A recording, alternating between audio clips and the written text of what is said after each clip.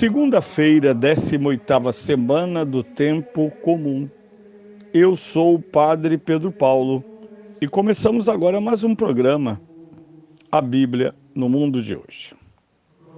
Bem, nessa segunda-feira, prolongamos este belo texto do Evangelho de São Mateus, capítulo 14, 13 a 21.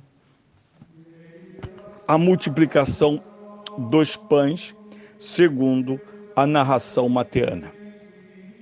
Já víamos na primeiríssima parte do Evangelho, o contexto é a morte de São João Batista e a reação de Jesus, afastar-se, tomar o barco com seus discípulos e afastar-se daquele ambiente e situação em que se relata a morte de São João Batista.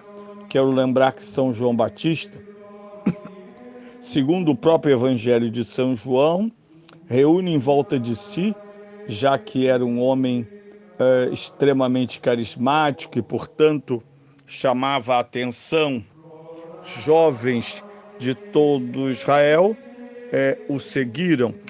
Ele tinha discípulos, entre os quais podemos citar o tão próximo apóstolo, irmão de São Pedro, Santo André, que deixa de segui-lo quando o próprio São João Batista, ao ver Jesus passar, diz: eis o Cordeiro de Deus. Portanto, e constitui um dos primeiros a segui-lo, segundo a tradição de São João, seguido depois por São Pedro, ao contrário das narrações dos sinóticos, que apresentam Pedro e André e depois Tiago e João, no mesmo conjunto original dos chamados, num contexto dos barcos. Bem, este ambiente de revolta, de tristeza, de luto, porque o texto diz que foram lá, buscaram o corpo sem cabeça e o enterraram, já que a cabeça se tornou prêmio sádico de uma falsa vitória de Herodíades e de sua filha. Bem, o texto segue para uma outra imagem, uma outra cena, quando a multidão percebe a ausência de Jesus e vai em busca dele. Não quero fazer devaneios, mas é verdade. Lá no Evangelho da Infância, lá nos primórdios da vida de Jesus, aos 12 anos, quando aparentemente, do ponto de vista de seus pais, ele se perde da caravana, eles não prosseguem. A partir do momento que percebem que ele não está na caravana, não está entre parentes e amigos, é necessário voltar para buscá-lo.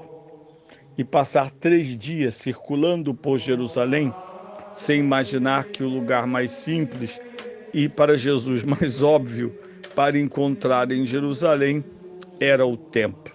Não sabias que devia ocupar-me das coisas de meu Pai? Agora, Jesus é percebido pela multidão como ausente. E ela não perde tempo. A multidão, diz o texto, sai de suas cidades a pé em busca de Jesus, que atravessava a região através do caminho marítimo, do lago. O lago ou o mar da Galileia era a internet de Jesus. Ali, no período em que está no norte de Israel, na sua origem, na Palestina, ou melhor, perdão, na Galileia, ele se move através do lago. Se não, quando desce a Jerusalém, ele vai usar caminhos terrenos, ele vai ser pedestre nas estradas e vias daquele país de norte ao sul e de sul ao norte. E a multidão então o busca. Eu acho isto, não tenho dúvida, não só acho, penso que seja uma imagem muito importante. Não creio que se possa dizer simplesmente que o mundo moderno esqueceu Deus. Provavelmente o mundo moderno, isto é, o mundo em que vivemos, o busca. Às vezes atordoado, pela insistente afirmação de que ele não existe, ou que, se ele existe, não pode ser encontrado através da igreja. Lembre-se que o maior desafio lançado pela miséria do protestantismo foi abandonar a igreja dos apóstolos para seguir Cristo. Só Cristo salva. Este engodo aumentou a confusão entre os cristãos que querem Cristo, quem não o quer, mas sem os apóstolos, sem a companhia humana. O Cristo puro, divino, verdadeiro, quase, para não dizer desencarnado, sem o rosto da sua igreja, sem o desafio que o próprio Cristo lançou a São Paulo quando disse: Saulo, Saulo, por que me persegues? Ou, quem vos recebe, a mim recebe. Tudo isso ignorado por um vozerio que desqualifica a Igreja dos Apóstolos para requalificar Cristo. Ou então, um outro vozerio tão forte e sutil que está presente no ensino, seja aquele médio, mas também já fundamental e, sobretudo, universitário, tirar da cabeça dos jovens qualquer hipótese de religião. A única religião que existe é aquela materialista. Os dogmas do marxismo, a utopia, entre aspas, socialista, isso deve ocupar totalmente o lugar da religião. E é óbvio que para um jovem, uma ética tão utópica é imensa. Ser irmão de todos, aceitar a todos, tolerância, diversidade, amor. Palavras fortes que devem ocupar o lugar de Cristo, da igreja, dos sacramentos, da Virgem Maria, da comunhão. Tudo isso deve ser superado. Mas como o vazio não convém, ele é preenchido por estas palavras que parecem ter nascido do seio de um socialismo inventado em sala de aula. Pois bem, as multidões, no entanto, continuam seguindo. Elas querem ouvir, ver e encontrar-se com o Senhor. E o texto diz que as multidões têm bom êxito.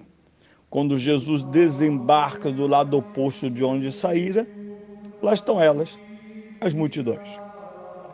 De novo, se na primeira parte do Evangelho não temos uma descrição das reações de Jesus à notícia da morte de João Batista, lembrando que João Batista morre em Jerusalém e essas notícias sobem até, ou seja, morre na Judéia e essas notícias chegam a Galiléia.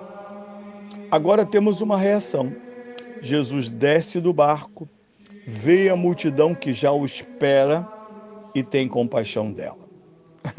Todos os anos comento de modo jocoso o fato do dia de folga alguém bater na paróquia pedindo confissão ou um atendimento, uma unção dos enfermos de madrugada. É interessante, Jesus, ele jamais evita a multidão no sentido de oferecer-lhe a graça. Ele quer silêncio e recolhimento e o encontra porque o procura. Mas quando ele é cercado pela multidão, a descrição, e não será a primeira e última vez, é de uma forma particular de comoção, que é a compaixão. Jesus conecta-se, diria o mundo moderno, com a multidão, imediatamente. E segundo o sóbrio relato de São Mateus, neste caso, Jesus é aertos, é médico. Ele cura os doentes. Essa compaixão se traduz numa forte diagnose do que torna a multidão tão falível, tão frágil, e digna de compaixão. Segundo outro texto que já ouvimos anterior, é um rebanho de ovelhas sem pastor, desorientado. Neste caso, doente. Penso que nós observamos muito claramente em nossas comunidades, paróquias, ambientes, como a doença em circuito. Doença sentimental, mental, moral e física. Os hospitais, além de precários, não dão conta da integralidade da saúde, mas Cristo é capaz. Por isso as multidões correm a Ele e Ele as cura. E aí termina a primeira parte do Evangelho para dar parte a uma segunda sessão que deverá, amanhã falaremos sobre ela, relatar os desafios daquela multidão faminta e longe de casa.